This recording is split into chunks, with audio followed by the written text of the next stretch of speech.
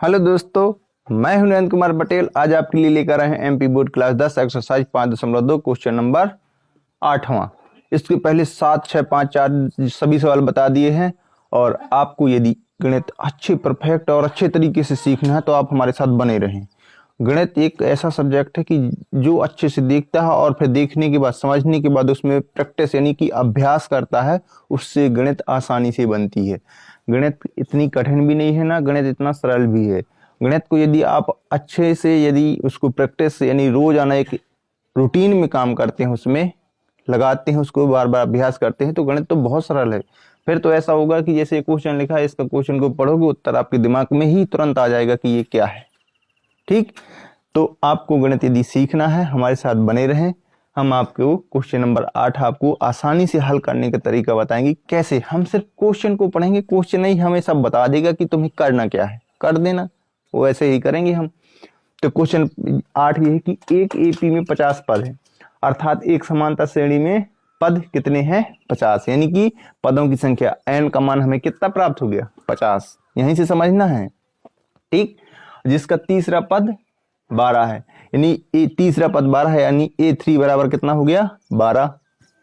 और अंतिम पद 106 है। अंतिम पद किससे दर्शाते हैं? an से। अंतिम पद को किससे दर्शाते हैं? an से। तो an बराबर कितना प्राप्त हो गया? 106।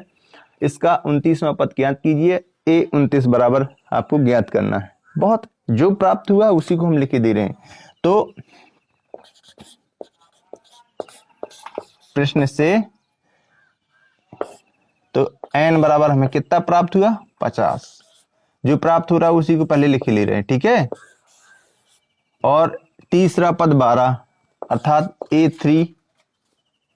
A3 बराबर 12। A3 को क्या लिख सकते हैं? इसको लिख दें क्या? A प्लस 2D बराबर 12। ये समीकरण एक लिख दे रहे। एक ये प्राप्त हुआ हमें। और अंतिम पद यानी कि AN बराबर कितना प्राप्त हुआ हमें? 106। तो AN का सूत्र यहाँ पे लिख दें क्या? A प्लस n-1 इंटू में D बराबर 106। समीकरण 2। जो हमें प्राप्त हुआ वही हम लिखे दे रहे हैं। ठीक है। n का मान था, लिख दिया। A3 का मान प्राप्त हुआ, तीसरा पद प्राप्त हुआ 12, तो ये लिख दिया, इसको रूप भर बदल दिया। और an का मान हमारे अंतिम पद क्या था? 106 था, तो 106 लिख दिया। उसका an का सूत्र A plus n-1 into D बराबर 106 कर दिया।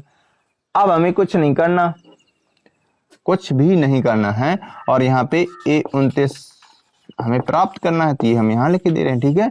तो an, ठीक है, तो n का मान इसमें यदि रख देंगे, यहां पे लिखते हैं n का मान समीकरण 2 में रखने पर, भाई n का मान यदि समीकरण 2 में रख देंगे तो देखते हैं क्या होता है। तो यहां प्राप्त हो जाएगा a प्लस n की जगह 50, फिर माइनस का 1, फिर कोष्टक में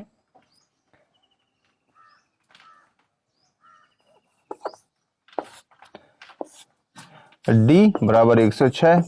तो यहाँ पे क्या होगा? a प्लस 50 में एक जाएगा 49, d बराबर 106। कितना? 106। ये समीकरण 2 ही है। ठीक है, 3 मान लेते हैं। तो अब हमें समीकरण 3 में समीकरण 2 घटा दें तो देखते हैं क्या प्राप्त होता है। समीकरण 3 में लिखेंगे, समीकरण 3 में समीकरण 1 को घटाने पर, ठीक, क्या करने पर? घटाने पर। तो समीकरण 3 क्या है? a प्लस 49 d बराबर 106। और समीकरण 1 क्या है? a प्लस 2 d बराबर 12। घटा दें। घटाने पर क्या होता है? चिन्हों में परिवर्तन आता है ना, तो ये कट जाएंगे। 49d में से 2d जाएगा तो 47d, 106 में से 12 जाएगा तो कितना? 94। तो d बराबर हो जाएगा 94 बटे 47, अर्थात 47 दूना 94। तो d का मान क्या प्राप्त हो गया बच्चों? 2।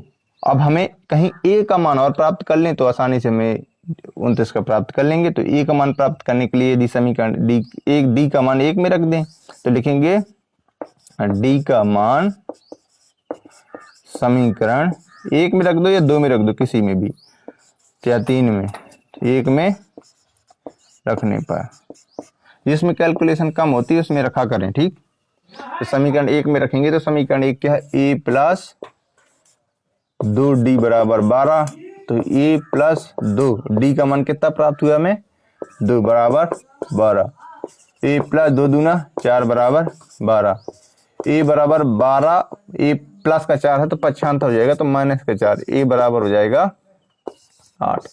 तो a का मान भी हमें क्या प्राप्त हो गया, 8। तो अब क्या करेंगे, a29, ठीक। a29 को क्या, a29 का मान हमें प्राप्त करना है, तो a29 को लिख सकते हैं a प्लस 28d, नहीं लिख सकते,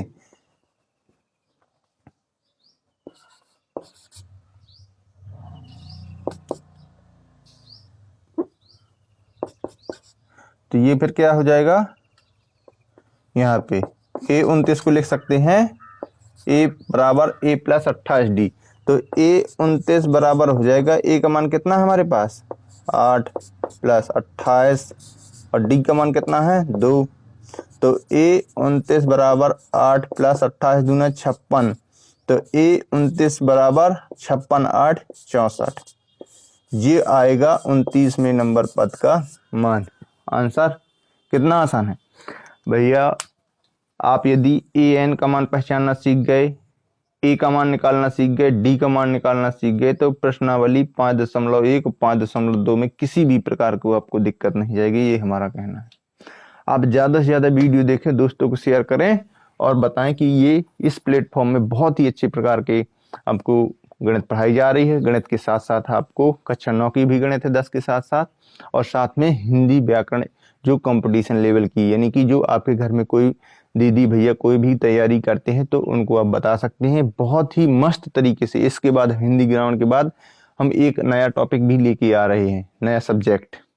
तो वो सब्जेक्ट क्या होगा वो आपको उसी दिन बताएंगे, पहले से नहीं बता रहे, ठीक। तो हम मिलते हैं नेक्स्ट डे नेक्स्ट वीडियो के साथ, तब तक के लिए जय हिंद जय भारत।